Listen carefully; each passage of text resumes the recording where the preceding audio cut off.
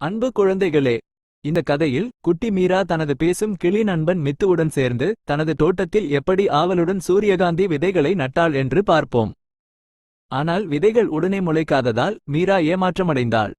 அப்போதுதான் அவளுக்கு ஒருமுறை அவளது அம்மா சொன்ன பஞ்சதந்திர கதை நினைவுக்கு வந்தது. அது அவசரமாக செயல்பட்டு வலியுற்ற ஒரு குரங்கு பற்றிய கதை. அந்த கதையிலிருந்து மீரா ஒரு சக்தி வாய்ந்த பாடத்தை கற்றுக்கொண்டாள். உங்களுக்கு புரியாத விஷயங்களில் தலையிடாதீர்கள். அவசரமான செயல்கள் வலியை தரும்.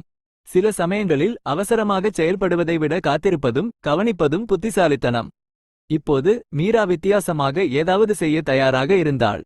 அன்று முதல் மீராவும் மித்துவும் ஒரு அழகான சிறிய காலை வழக்கத்தை தொடங்கின.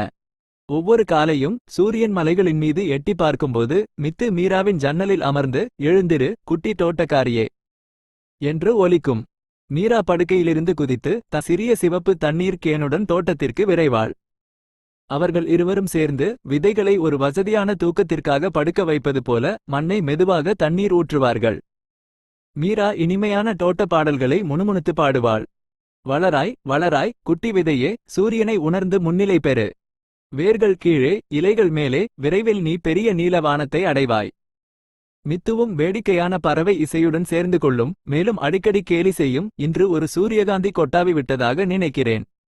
அவர்கள் சிறிய அதிசயங்களை கவனிப்பதில் நேரத்தை செலவிட்டனர். வண்ணத்துப் பூச்சிகள் பறப்பதையும் எறும்புகள் வரிசையாக அணிவகுப்பதையும், ஏன் அவர்கள் கண்ட புழுக்களுக்கு ஸ்க்விகில், கர்லி மற்றும் டான்சர் என்று பெயரிட்டனர்.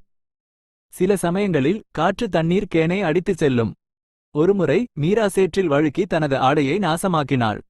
ஆனால் அழாமல் அவள் சிரித்துக்கொண்டு அன்பாகச் சொன்னாள், கவலைப்படாதே மண்ணே, நான் எப்போதும் உன்னை கவனித்துக் கொள்வேன்.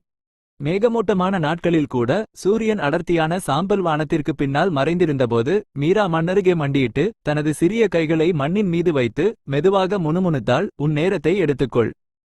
நான் உன்னை நம்புகிறேன். தோட்டம் இன்னும் அமைதியாக இருந்தபோதிலும், இன்னும் எந்த மொட்டுகளும் இல்லை என்றாலும், மீராவுக்கு உள்ளே மண்ணில் அல்ல, ஆனால் அவளது இதயத்தில் ஏதோ மலர்வது போல் உணர்ந்தாள்.